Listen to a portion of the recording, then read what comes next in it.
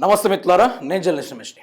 ముఖ్యమంత్రి రేవంత్ రెడ్డి గారు Congress party senior మంత్రులను టార్గెట్ చేసుకుంటూ వెళ్తున్నాడు. అందులోనూ మనం ఈ జనవరి 1వ తారీఖున చూసాం.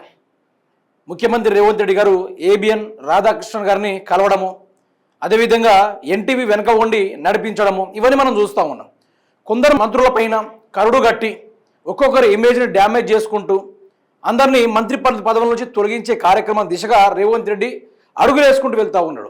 అందులో భాగంగానే భట్టి విక్రమార్ గారిపైన ఆంధ్రజ్యోతి బొగ్గు స్కామ్ అనుకుంటూ కొత్తగా రాత రాయడము, దాన్ని భట్టి విక్రమార్ గారు చూసి ప్రెస్ మీట్ పెట్టి రాధాకృష్ణన్ ఏమనుకుంటుండు, ఇలాంటి ఒకటెనకాల ఒకటి కథనాలు రాసుకుంటూ ఈ మీడియా వాళ్ళకి ఇంత స్వేచ్ఛ ఎక్కడి నుంచి వచ్చింది, అదేవిధంగా మీ వెనకాల ఉన్నది ఎవరు, ఎట్టి పరిస్థితుల్లో ఎవరిని వదల, నాది 40 ఏళ్ల రాజకీయ చరిత్ర, నేను ఎక్కడ కూడా ఎవరి కింద కాళ్ళ దగ్గర వంగలే, ఎవరి దగ్గర బూట్లు దుడిచి అధికారులకు రాలే, 40 ఏళ్ళు నికార్సంగా ప్రజల కోసం కొట్లాడి నేను కాంగ్రెస్ పార్టీలోనే ఉన్న ఒక సీనియర్ నాయకునిగా నేను ఉప ముఖ్యమంత్రిగా ఉంటే ఈరోజు ఓర్చుకోలేకుండా నానా రకాల కార్యక్రమాలు చేస్తూ ఉంది ప్రభుత్వం అనుకుంటూ ఆయన నేను గాలికి రాలే, నేను అధికారంలోకి ఆషామాషికి రాలే, గాల్లో రాలే, ఎవరిని బూట్లు తుడిచి రాలే, నేను ఉన్నన్ని రోజులు తెలంగాణ రాష్ట్ర ఆస్తుల్ని కానీ తెలంగాణ రాష్ట్ర వ్యవహారాలను కానీ ఏ ఒక్క గద్దని కానీ ఏ ఒక్క క్రిమినల్స్ని కానీ తినకుండా కాపాడుకునే బాధ్యత నేను తీసుకుంటానని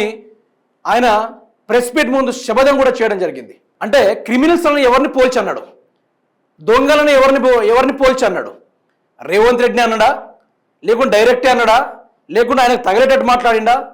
ఈరోజు వీళ్ళ పంచాయతీ ఎట్లా అయిందంటే వీళ్ళ బాగోతాలు, ఇప్పుడు రేవంత్ రెడ్డికి వాటాలు ఉంటే అది ఎంత పెద్ద స్కామ్ అయినా సరే అది బయటికి రాదు.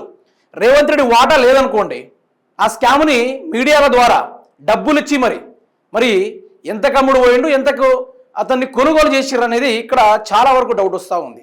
అసలు ఈ వ్యవహారం ఎక్కడి నుంచి వచ్చింది మిత్రులారా అంటే నైని కోల్ బ్లాక్ గనుల టెండర్ల నుంచి రావడం జరిగింది. ఈ టెండర్లలో భట్టి విక్రమార్కు తనకు సంబంధించిన ఒక వ్యక్తితోటి ఆ టెండర్లు తనకు వచ్చేటట్టు అనుకూలంగా టెండర్లు వేయించుకున్నాడు. అయితే ఈ టెండర్లో రేవంత్ రెడ్డికి వాటా లేదు, ఫస్ట్ రేవంత్ రెడ్డికి ఇన్వాల్వ్మెంట్ లేదు ఫస్ట్. అందుకని రేవంత్ రెడ్డి ఏం చేసిండంటే ఇట్లాంటి టెండర్లు బయట పెట్టాలి, ఇట్లాంటి వ్యవహారాలని బయట పెట్టాలి, అందుకనే రేవంత్ రెడ్డికి అస్త్రం కావాలి. ఏబిఎన్ ఆంధ్రజ్యోతి అనేటోడు ఓ పచ్చ మీడియా నడుపుకుంటూ తెలంగాణ రాష్ట్రం మీద విషం జిమ్మే మనిషి అతను, తెలంగాణ రాష్ట్రం ఏర్పడకుండా కరుడు కట్టిన రాతలు రాసిన మనిషి అతను, మన జర్నలిజం గురించి లేనిపోయిన దాని గురించి మాట్లాడుతూ ఉంటాడు. సో ఇక్కడ ఏమైందంటే మిత్రులారా, ఈ నైని కోల్ బ్లాక్ టెండర్లలో రేవంత్ రెడ్డికి వాటాలు ఇవ్వలేదని, రేవంత్ రెడ్డికి అనుకూలంగా లేదని, నాకు చెప్పకుండా వ్యవహారాలు చేసుకుంటున్నారని రేవంత్ రెడ్డి గారు ఈ విధమైన ఆంధ్రజ్యోతిని కొన్ని వేల కోట్ల రూపాయలు ఇచ్చి ఈ యొక్క రాతను రాయించడం జరిగింది. అయితే ఈ రాత అయిపోయిన తర్వాత భట్టి విక్రమార్ గారు ప్రెస్ మీట్ పెట్టారు, అదొకసారి వినండి. ఇక నేను ఈ బాధ్యతలో ఉన్నంత కాలం ఏ గద్దల్ని ఏ దోపిడిదారుల్ని ఏ వ్యవస్థీకృతమైనటువంటి క్రిమినల్స్ ని తెలంగాణ ఆస్తులపైన కానీ తెలంగాణ వ్యవస్థలపైన కానీ నేను పడలేను. I will be keep protecting those things. ఈ బాధ్యతలో ఉన్నంత కాలం ఏ ఒక్క క్రిమినల్స్ని కానీ ఏ ఒక్క గద్దల్ని కానీ తెలంగాణ రాష్ట్రాన్ని కాపాడుకుంటాను, ప్రొటెక్ట్ చేసుకుంటాను అనుకుంటూ అతను డైరెక్ట్గా ఇప్పుడు క్రిమినల్స్ ఎవరు ఉన్నారు ఇక్కడ, ఏబిఎన్ రాధాకృష్ణన్ అయితే ఒక లెక్కన క్రిమినల్ అనుకోవచ్చు, కానీ క్రిమినల్ అయితే కాదు. మరి ఇంకా క్రిమినల్ ఎవరు, గద్దలు ఎవరు, దొంగలు ఎవరు అంటే ఇక అది మీకే వదిలేస్తున్నా. అదేవిధంగా ఆయన డైరెక్ట్గా రేవంత్ రెడ్డికే టార్గెట్ చేసినట్టుగా మాట్లాడినట్టు ఊపడతా ఉంది మిత్రులారా. ఆయన పెట్టిన ప్రెస్ మీట్లల్లో ఆయన బాధను వ్యక్తం చేసుకోవడం జరిగింది. నేను 40 ఏళ్ల పాటు పార్టీ అవతల కానీ యువతల కానీ ప్రజల కోసం కొట్లాడాను, పార్టీ కోసం నిలబడ్డాను, నేను ఎక్కడ కూడా గాలికి రాలేదు అంటుండ మనిషి.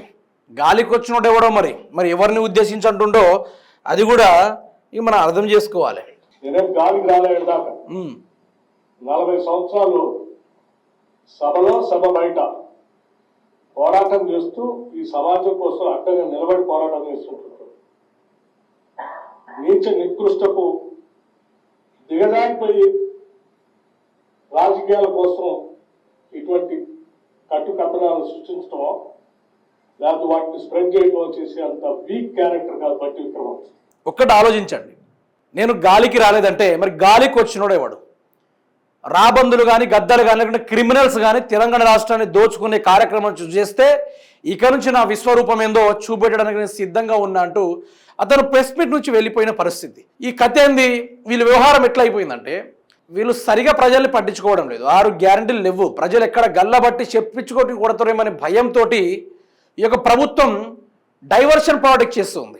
ఇప్పుడు మొన్నటికి మొన్న కొండా సురేఖ విషయంలో కూడా వాటాల పంపగా లొల్లొచ్చింది, ఆవిడ గారిని మొత్తానికి మ్యూట్ చేసి పడేసారు. ఆ తర్వాత వెంకటరెడ్డి కోమటిరెడ్డి గారి పైన లేనిపోని రాతలతోటి ఎన్టీవీలో కథనాలు కావచ్చు, రాజ్ న్యూస్లో కథనాలు కావచ్చు, ఇవన్నీ వచ్చిన తర్వాత అక్కడ చిన్న స్టంట్ ప్లే చేసి ఎన్టీవీ జర్నలిస్టులని అట్లా వార్త వచ్చిన మరుసటి రోజే జర్నలిస్ట్ అరెస్ట్ చేసే కార్యక్రమాలు చేసారు. అక్కడ కూడా మంత్రి కోమటిరెడ్డిని ఇంత విషమిచ్చి చంపేయండి అనే మాట దాకా కూడా రావడం కూడా జరిగింది.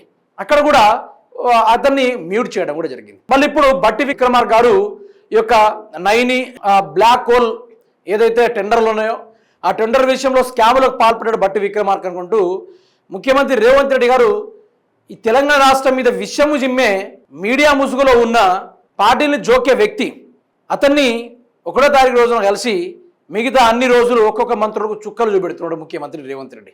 ఇలా ఎందుకు టార్గెట్ చేస్తున్నాడు?